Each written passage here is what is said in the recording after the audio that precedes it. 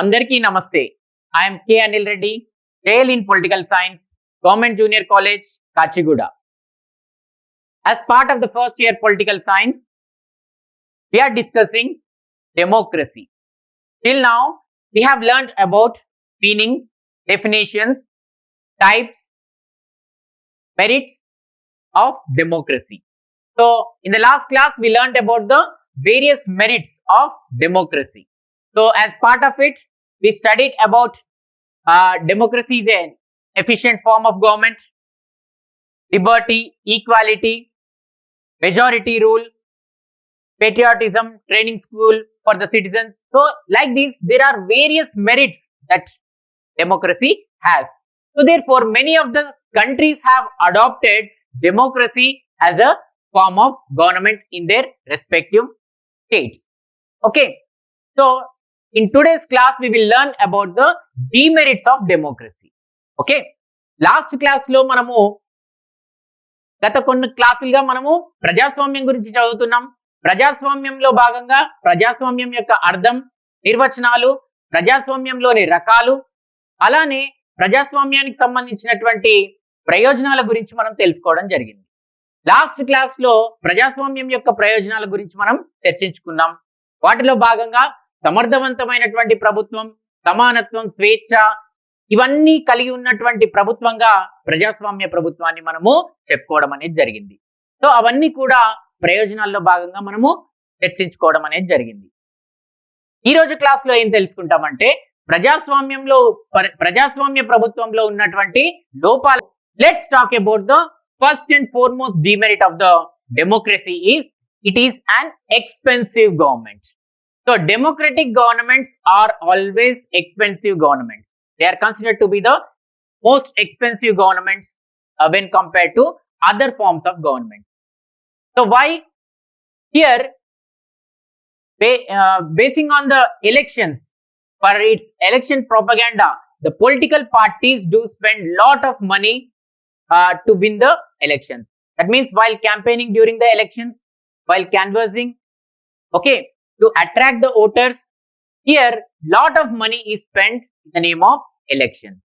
So one more thing we have to observe here is billions of rupees are also spent to conduct the national as well as provincial assemblies. That means to conduct the sessions of the parliament or to conduct the state legislative assemblies or council. Lot of money is spent. Okay, so that's why it is considered to be the most expensive government we can as far as forms of government is concerned. So that's why Carlyle, he says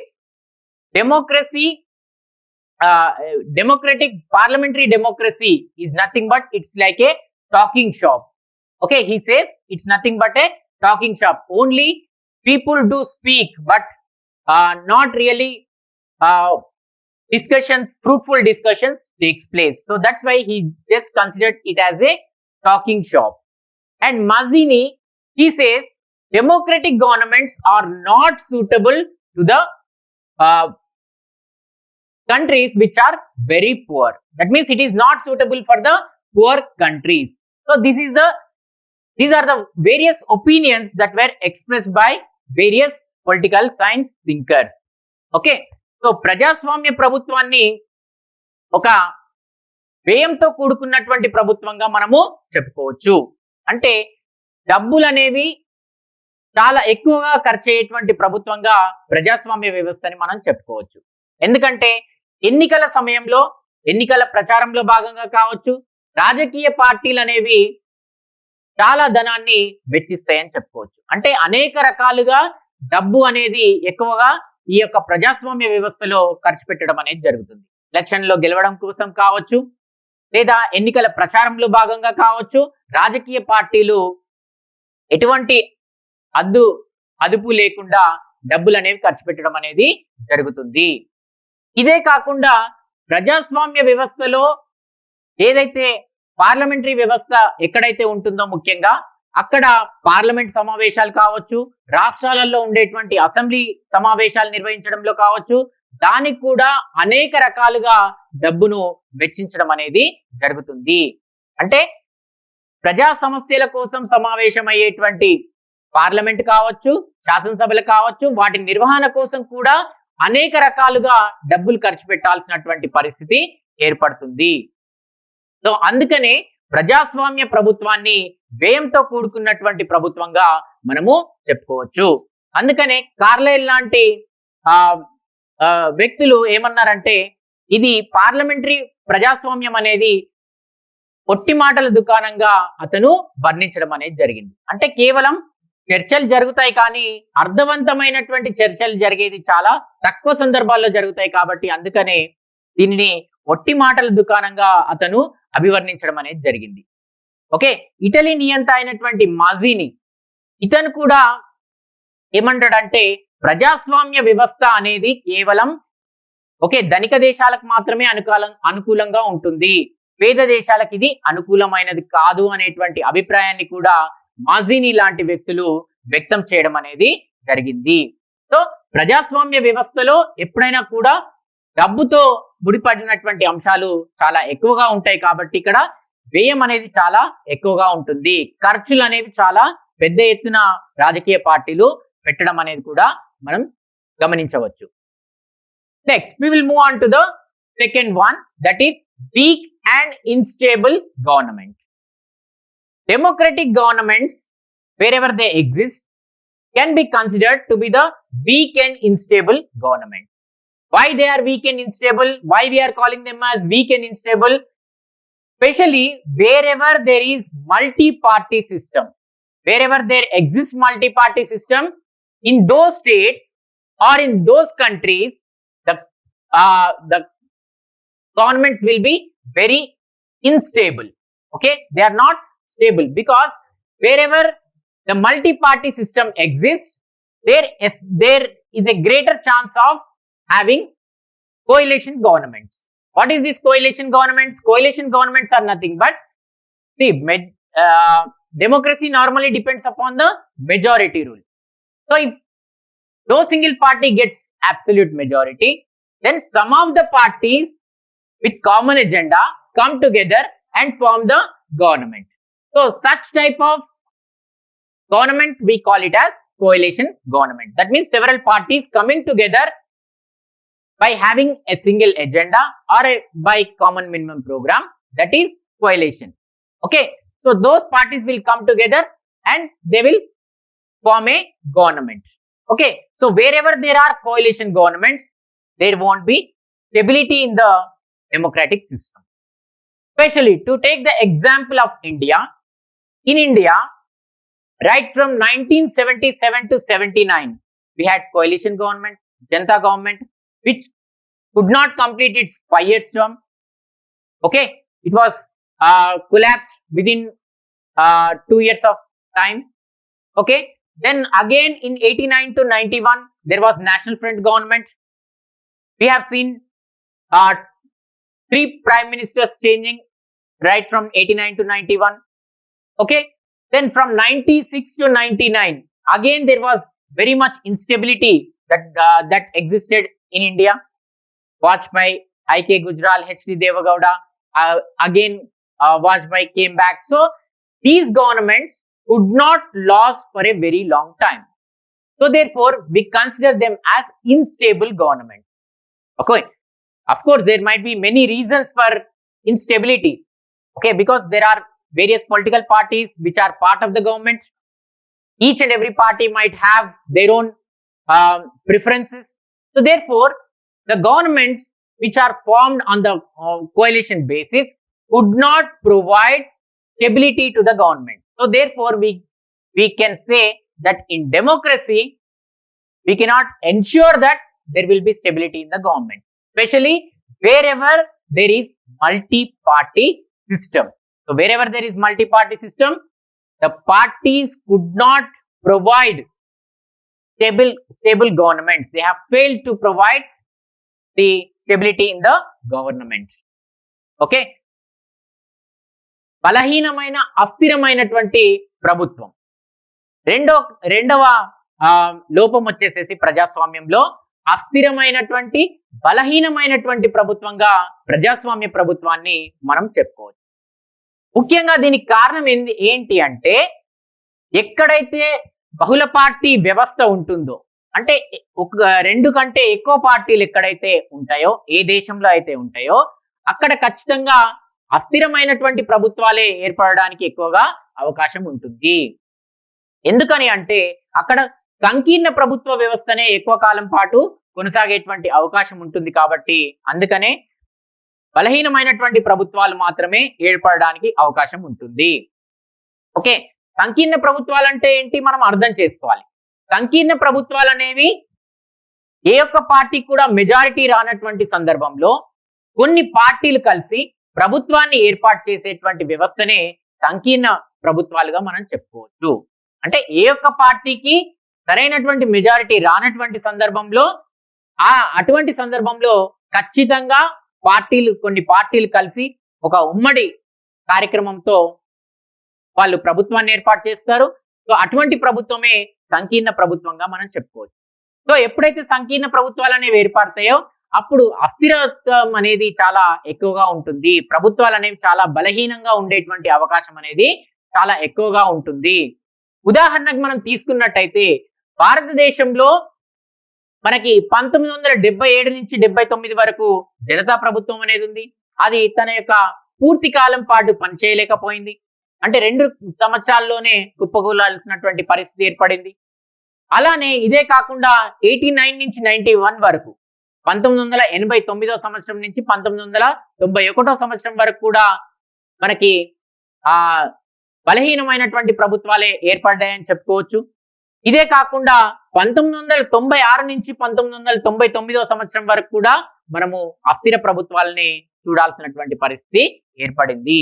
అంటే ఈ యొక్క ప్రభుత్వాలు ఈ మధ్య కాలంలో ఏవైతే ఈ ప్రభుత్వాలు ఏర్పడ్డాయో అంటే 1977 నుంచి 79 వరకు కావచ్చు, తర్వాత 1996 నుంచి 99 వరకు కావచ్చు, 89 నుంచి 91 వరకు కావచ్చు.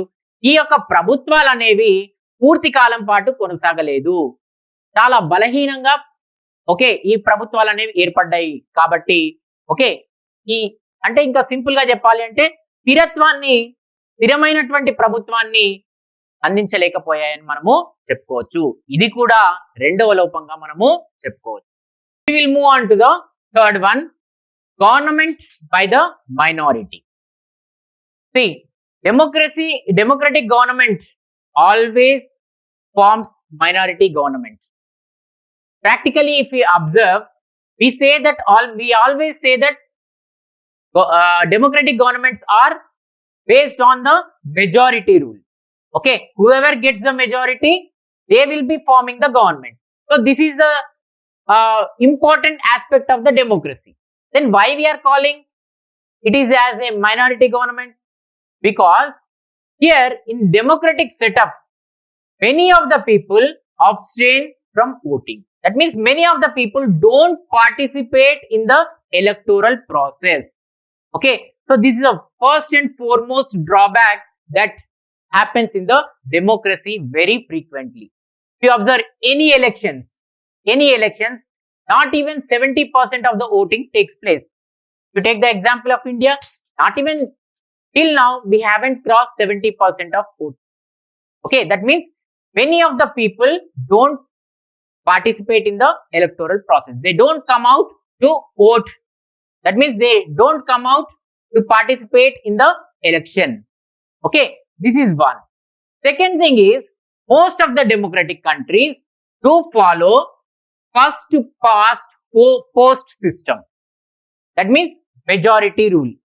First past post electoral system. That means majority rule. Whoever gets the majority, they will be in the power. Okay, doesn't matter. Here, the percentage of the votes doesn't matter. The number of votes secured by a person itself matters here. So often what happens? The number of votes secured by the party in power is much less than the parties in the opposition secures more number of votes. Okay, suppose for example a party gets 40% of votes. That means 60% of voters are rejecting that party, but still the person or the party which gets 40% of votes will be in the power. So that's why we call it as government by the minority. It often happens in each and every democratic governments. So opposition parties will get more votes when compared to the party that is in power. Okay, so why this happens? Because there is one reason that many of the people abstain from voting. Second thing is, we follow first past post system. Okay, due to this, whoever gets good number of votes, majority of votes, they will be in the power. So this is the system we follow. So that's why we call it as government by the minority. So this is also one of the important defects that democracy has. So ప్రజాస్వామ్య ప్రభుత్వంలో మూడవ లోపం వచ్చేసేసి అల్పసంఖ్యాక వర్గాల ప్రభుత్వంగా దీన్ని మనం చెప్పుకోవచ్చు. అల్పసంఖ్యాక వర్గాల ప్రభుత్వంగా ఎందుకంటున్నామంటే, ఇక్కడ సాధారణంగా మనం ఏం చెప్పుకుంటాం, ప్రజాస్వామ్య వ్యవస్థలో ఎవరికైతే మెజారిటీ వస్తుందో వాళ్ళు మాత్రమే ప్రభుత్వంలో కొనసాగుతారని చెప్పుకుంటున్నాం. కానీ ఆచరణలో ఇక్కడ వేరేలాగా ఉంటుంది. అంటే చాలా వరకు ఎక్కడైతే ప్రజాస్వామ్య వ్యవస్థ ఉంటుందో అక్కడ ప్రజలు ఓటు వేయడానికి నిరాకరించడం అనేది జరుగుతుంది. అంటే చాలా మంది ప్రజలు ఎలక్షన్ ఎన్నికల సందర్భంలో అసలు బయటికి రానటువంటి పరిస్థితి మనం అనేక సందర్భాల్లో గమనించవచ్చు. ఓకే, అంటే దాదాపు ఇప్పటి వరకు మన భారతదేశంలో 70% ఓటింగ్ కూడా ఇప్పటి వరకు జరగలేదు. ఓకే, ఇప్పటి వరకు 70% ఓటింగ్ కూడా మనం ఒక్కసారి కూడా జరపలేదు. అంటే చాలా మంది ఎన్నికల ప్రక్రియలో పాల్గొనకుండా ఉంటున్నారని మనము చెప్పుకోవచ్చు.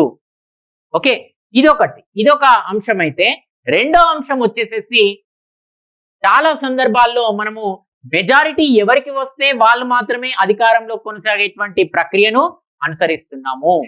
అంటే ఎవరికైతే ఎక్కువ సంఖ్యలో ఓట్లు లభించడం జరుగుతుందో వాళ్ళు మాత్రమే అధికారంలో కొనసాగే విధంగా, ఓకే, అటువంటి వ్యవస్థను మనము ఏర్పాటు చేసుకోవడం అనేది జరిగింది. సో ఎప్పుడైతే ఇటువంటి వ్యవస్థను ఏర్పాటు చేసుకున్నామో మనకు చాలా వరకు అధికార పార్టీకి వచ్చేటువంటి ఓట్ల కంటే కూడా ప్రతిపక్ష పార్టీలకు ఎక్కువగా ఓట్లు లభించడం అనేది జరుగుతుంది. అంటే ఇక్కడ ఓటింగ్ శాతంతో సంబంధం లేకుండా వచ్చినటువంటి ఎక్కువ ఓట్లు వస్తేనే వాళ్ళని అధికారంలో కూర్చోబెట్టడం అనేది జరుగుతుంది. అంటే అధికారంలో ఉన్నటువంటి పార్టీకి 40% ఓట్లు వచ్చి ప్రతిపక్ష పార్టీలకు 60% ఓట్లు వచ్చినా కూడా ఎవరైతే 40% వస్తుందో వాళ్ళు మాత్రమే ప్రభుత్వంలో కొనసాగేటువంటి పరిస్థితి ఏర్పడింది. అంటే ఇక్కడ మనము ఎక్కువ ఓట్ల సంఖ్యను దృష్టిలో పెట్టుకుంటున్నాం, కానీ ఓట్ల శాతాన్ని మాత్రం పరిగణనలోకి తీసుకోవట్లేదు. సో అందుకనే ఇది అల్పసంఖ్యాక ప్రభుత్వంగా మనము చెప్పుకోవచ్చు. ప్రజాస్వామ్య వ్యవస్థలో ఇదొక ముఖ్యమైనటువంటి లోపంగా చెప్పుకోవచ్చు. So let's move on to the fourth point, that is discouragement to civilization, culture and intellectual development. So as you all know, democracy is a government of the masses. Okay, masses are nothing but it's a people's government. Okay, and it also depends upon the conservative outlook. That means it functions only on the traditional basis. Here winning is important. Okay, more than the candidate. Here the democratic government gives more importance to the candidates who can win. Okay, so they don't give importance to their personality as an individual. So all the political parties want the election to be won, so for that they can choose any of the candidates. Okay, so it depends upon the conservative outlook. Okay, winning itself becomes very important in the election. Okay, and not only that, it does not give any sort of preference or it does not show any interest on the literature, arts, okay, architecture, etc. Okay, so it only gives importance to the winning formula, but not to the people who are good at literature, good at art forms. Okay, and it does not give much preference to the civilization, culture, etc. So that's why, keeping these things in view, we do not see many of the intellectuals participating in the election. So many of the intellectuals do keep themselves away from the election. So now elections have become a money power politics. So therefore, many of the intellectuals, they are not showing any sort of interest to contest in the election.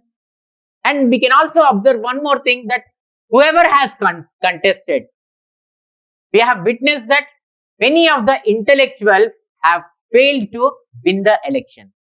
So it does not give much importance to the intellectual development. There is no preference for the intellectual people in the democratic governments. Okay, whoever has the money, whoever has the money power, who can spend the money, they will get the chance to contest in the elections. So they are the people who win the election, but not the intellectual people here. Okay, so ప్రజాస్వామ్య వ్యవస్థలో మరొక లోపం వచ్చేసేసి, ఇది నాగరికతకు, సంస్కృతికి, అలానే మేధోపరమైనటువంటి శక్తికి విరోధకంగా ఉంటుందని మనం చెప్పుకోవచ్చు. ఓకే, ఎందుకంటే ప్రజాస్వామ్యం అనేది ఎక్కువగా ప్రజల ప్రభుత్వంగా మనము చెప్పుకోవడం అనేది జరుగుతుంది. ఓకే, సో ఎక్కడైతే ప్రజల యొక్క భాగస్వామ్యం ఉంటుంది, కానీ ఇక్కడ చాలా వరకు ప్రజలకి ఎటువంటి ప్రజలకు సంబంధించినటువంటి సంస్కృతికి, సాంప్రదాయాలకు, అలానే సాహిత్యానికి, కళలకు ఎటువంటి ప్రాధాన్యత అనేది ఉండదు. ఓకే, నాగరికత లాంటి అంశాలకు ఎటువంటి ప్రాధాన్యత అనేది ఈ యొక్క ప్రజాస్వామ్య వ్యవస్థలో లభించదని చెప్పుకోవచ్చు. అంటే ప్రజాస్వామ్య వ్యవస్థ అనేది చాలా సాంప్రదాయబద్ధమైనటువంటి అంశాలపైనే ఎక్కువగా దృష్టి పెడుతుందని చెప్పుకోవచ్చు. ఓకే, ఇదే కాకుండా చాలా వరకు ప్రజాస్వామ్య దేశాలలో ఎవరైతే మేధావులు ఉన్నారో వాళ్ళందరూ కూడా ఎన్నికలకు దూరంగా ఉండడం అనేది కూడా మనం గమనించవచ్చు. అంటే చాలా వరకు మేధావులు ఎవరైతే ఉంటారో, బాగా తెలివితేటలు కలిగినటువంటి వ్యక్తులు ఎవరైతే ఉంటారో, అటువంటి వాళ్ళు ఎన్నికల్లో పోటీకి దూరంగా ఉండడం అనేది జరుగుతుంది. మనం కొన్ని సందర్భాల్లో గమనించవచ్చు, చాలా వరకు ఎన్నికల్లో పోటీ చేసేటువంటి మేధావులు ఎవరైతే ఉన్నారో వాళ్ళు ఓడిపోయినటువంటి సందర్భాలు కూడా అనేకం ఉన్నాయని మనం చెప్పుకోవచ్చు. అంటే ప్రపంచవ్యాప్తంగా బాగా తెలివితేటలు కలిగినటువంటి వ్యక్తులు, మేధావులైనటువంటి వ్యక్తులు కూడా ఎన్నికలలో ఓడిపోవడం అనేది కూడా మనం గమనించవచ్చు. సో ఈ విధంగా అంటే మేధావులకు, సంస్కృతి, నాగరికతకు ఎటువంటి ప్రోత్సాహకం అనేది ప్రజాస్వామ్య వ్యవస్థలో ఉండదు అని మనము చెప్పుకోవచ్చు. Let's talk about the last one, that is slow decision making. So democratic government is considered to be the slow decision making government. Okay, the decisions in the democratic system happens very slowly.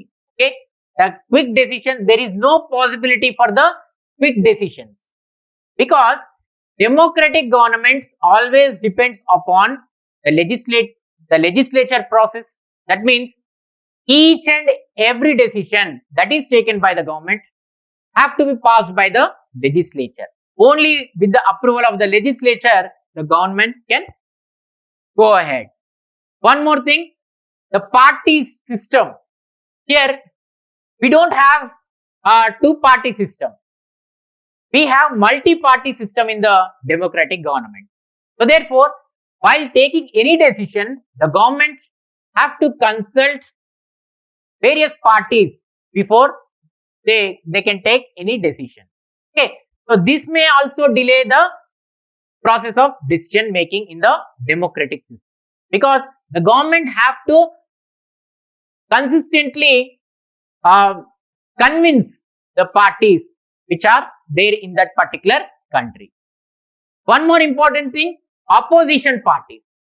So in democratic countries, the role of opposition is very crucial, as you know.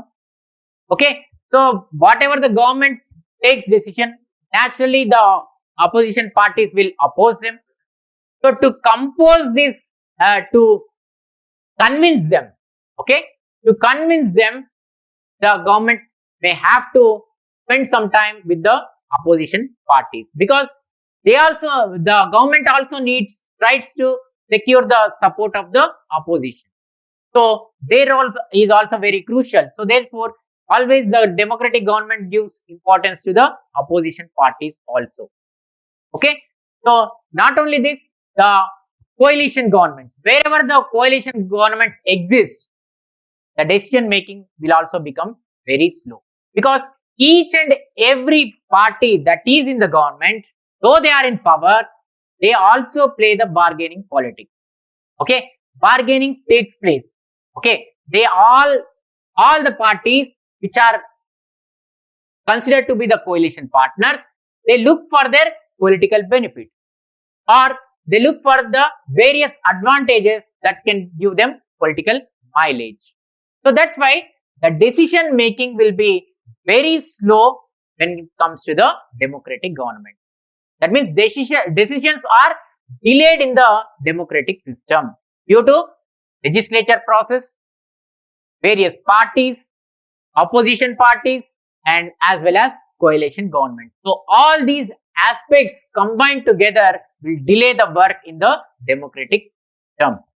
So ప్రతిసారి కూడా నిర్ణయాలు తీసుకోవడంలో చాలా జాప్యం అనేది ప్రజాస్వామ్య వ్యవస్థలో జరుగుతుంది. అంటే త్వరితగతిన నిర్ణయాలు అనేవి తీసుకోవడం అనేది ప్రజాస్వామ్య వ్యవస్థలో జరగదు. అంటే తొందరగా నిర్ణయాలు తీసుకోవాలి అంటే ప్రజాస్వామ్యంలో అంత సులభమైనటువంటి విషయం కాదు. ఎందుకంటే ప్రజాస్వామ్య వ్యవస్థ అనేది శాసనపరమైనటువంటి ప్రక్రియను అనుసరించాల్సిందే. ఒక ప్రభుత్వం ఒక నిర్ణయం తీసుకుంది అంటే అది శాసనసభ చేత ఆమోదింపజేసుకోవాలి. అప్పుడు మాత్రమే ప్రభుత్వం అమలు చేయడానికి అవకాశం ఉంటుంది. అలానే పార్టీ వ్యవస్థ, ఎక్కడైతే బహుళ పార్టీ వ్యవస్థ ఉంటుందో, ఒక ప్రభుత్వ నిర్ణయం చేసేటప్పుడు పార్టీలను సంప్రదించాల్సినటువంటి అవసరం కూడా ఉంటుంది. ఓకే, పార్టీలను ప్రతిసారి కూడా సంప్రదించి వాళ్ళకి నచ్చజెప్పడం అనేది జరుగుతుంది. అలానే ప్రతిపక్ష పార్టీలు, ప్రజాస్వామ్య వ్యవస్థలో ప్రతిపక్ష పార్టీల యొక్క పాత్ర కూడా చాలా కీలకమైనటువంటిది. కాబట్టి ఏ ప్రభుత్వం అధికారంలో ఉన్నప్పటికీ కూడా ప్రతిపక్షాలను సంప్రదించి నిర్ణయాలు తీసుకోవాల్సినటువంటి పరిస్థితి ఏర్పడుతుంది.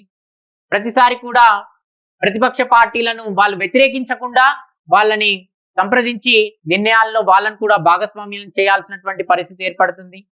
అలానే ఎక్కడైతే సంకీర్ణ ప్రభుత్వాల వ్యవస్థ ఉంటుందో అక్కడ కూడా కొన్ని పార్టీలు కలిసి అధికారంలో ఉన్నప్పటికీ కూడా తమ సొంత లాభం కోసమే ఆ పార్టీలు అనేవి పనిచేసేటువంటి పరిస్థితి ఉంటుంది. కాబట్టి నిర్ణయాలు అనేవి అంత తొందరగా తీసుకోవడానికి ప్రజాస్వామ్య వ్యవస్థలో అవకాశం అనేది చాలా తక్కువగా ఉంటుందని మనము చెప్పుకోవచ్చు.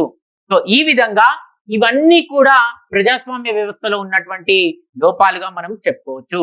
ప్రజాస్వామ్య వ్యవస్థలో ప్రభుత్వం అనేది వ్యయంతో కూడుకున్నటువంటి ప్రభుత్వం. చాలా ఎక్కువ ఖర్చులు అనేవి ప్రజాస్వామ్య వ్యవస్థలో పెట్టడం అనేది జరుగుతుంది. రెండో అంశం మనం చెప్పుకుంది ఏంటంటే ప్రజాస్వామ్య వ్యవస్థ అనేది బలహీనమైనటువంటి అస్థిరమైనటువంటి ప్రభుత్వంగా మనం చెప్పుకున్నాం. ఓకే, ఎక్కడైతే ముఖ్యంగా సంకీర్ణ రాజకీయాలు ఉంటాయో, సంకీర్ణ ప్రభుత్వాలు అనేవి ఏర్పడడం జరుగుతుందో అక్కడ అస్థిరమైనటువంటి ప్రభుత్వాలు ఏర్పడతాయి. తర్వాత మూడో అంశం మనం చెప్పుకుంది ఏంటంటే అల్పసంఖ్యాక ప్రభుత్వంగా దీన్ని మనం చెప్పుకోవడం జరిగింది. అంటే అధికారంలో ఉన్నటువంటి పార్టీ కన్నా కూడా ప్రతిపక్ష పార్టీలకే ఎక్కువ ఓట్లు వచ్చినప్పటికీ కూడా అధికారంలో పార్టీలు అనేవి కొనసాగడం అనేది జరుగుతుంది. అలానే నాలుగో అంశం మనం చెప్పుకుంది ఏంటి అంటే ఇక్కడ మేధావులకి ఎక్కువగా ప్రాధాన్యత అనేది లభించదు. ఇక ఆఖరిగా మనం చెప్పుకున్నటువంటి అంశం ఏంటి అంటే ప్రజాస్వామ్య ప్రభుత్వం అనేది నిర్ణయాలు తీసుకోవడంలో చాలా ఆలస్యం అనేది ప్రజాస్వామ్య ప్రభుత్వంలో జరుగుతుంది. ఇవన్నీ కూడా ప్రజాస్వామ్య ప్రభుత్వంలో ఉన్నటువంటి లోపాలుగా మనం చెప్పుకోవచ్చు. So far we have discussed about the various demerits of the democratic system. Okay, we said democracy is an expensive government. It is also an unstable and weak government. It is also the government of the minority, and it discourages the culture, civilization, and intellectual development. And finally, it delays the decision making. So all these are the demerits of democracy. So in the next class, we will discuss about the successful functioning of democracy. Thank you.